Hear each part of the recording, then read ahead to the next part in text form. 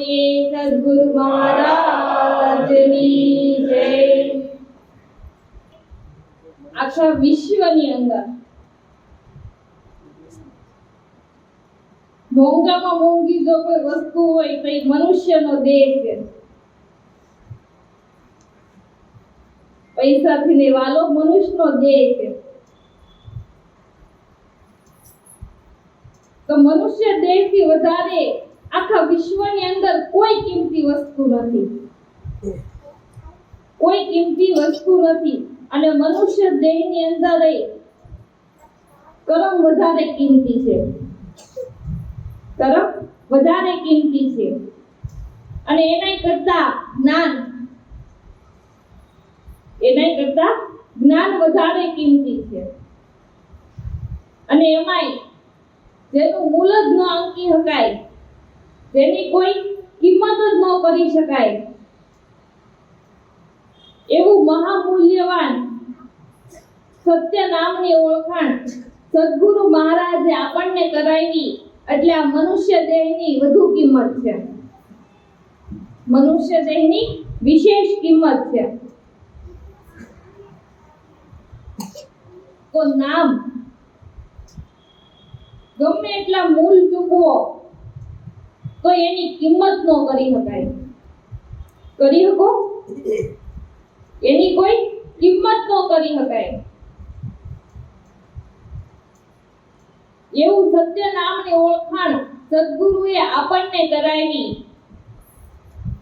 તો એની મોટામાં મોટી દયા છે, મોટામાં મોટી એની કરુણા છે કે આપણને નામની ઓળખાણ કરાવી। અને આ નામના ધ્યાનથી, નામના જ્ઞાનથી મનુષ્ય દુઃખમાંથી મુક્ત થઈ અને પરમ સુખ પ્રાપ્ત કરી શકે।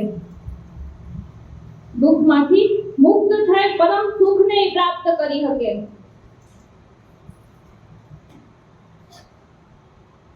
ગુરુએ કરુણા કીધી એવી મોંઘી વસ્તુ દીધી મને, જે મેં નોતી જાણી ઈ તો આવી પૂકી ગને। સદગુરુએ કરુણા કરીને આપણને નામ આપ્યું, નામની ઓળખાણ કરાવી। અને જે મહાપુરુષો સંતોએ આ નામના ધ્યાનથી, નામના સ્મરણથી જેણે આ લાભ લીધો, ઈ એમ કહે છે કે ખાલ પડાવું મારા શરીર કેરી,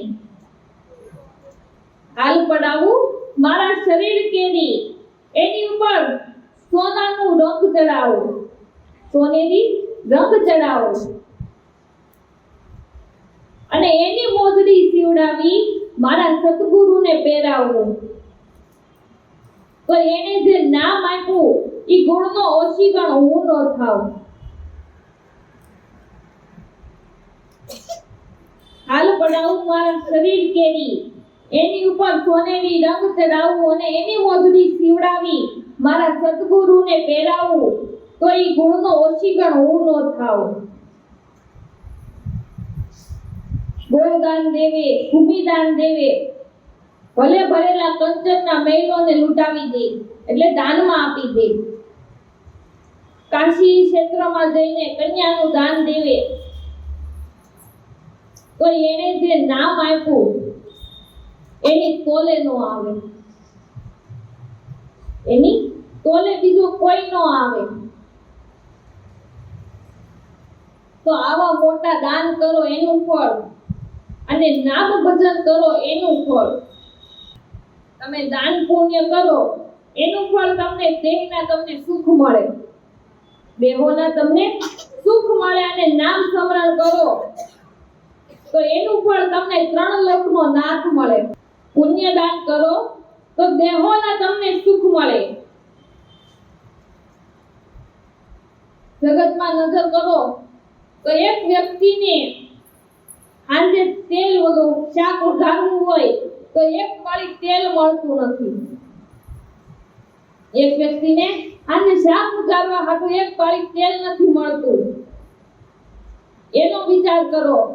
અને એક વ્યક્તિને એટલું ધન છે કે ઈ મારે ક્યાં નાખવું, એનો હું ઉપયોગ કરવો એનો વિચાર કરે,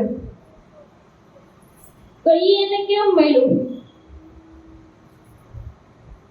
એના પુણ્યના બળે કરીને એને મળ્યું છે. તમે પુણ્ય દાન કરો એનું ફળ તમને દેહોના સુખ મળે, અને નામ સ્મરણ કરો એનું ફળ તમને ત્રણ લોકનો નાથ મળે.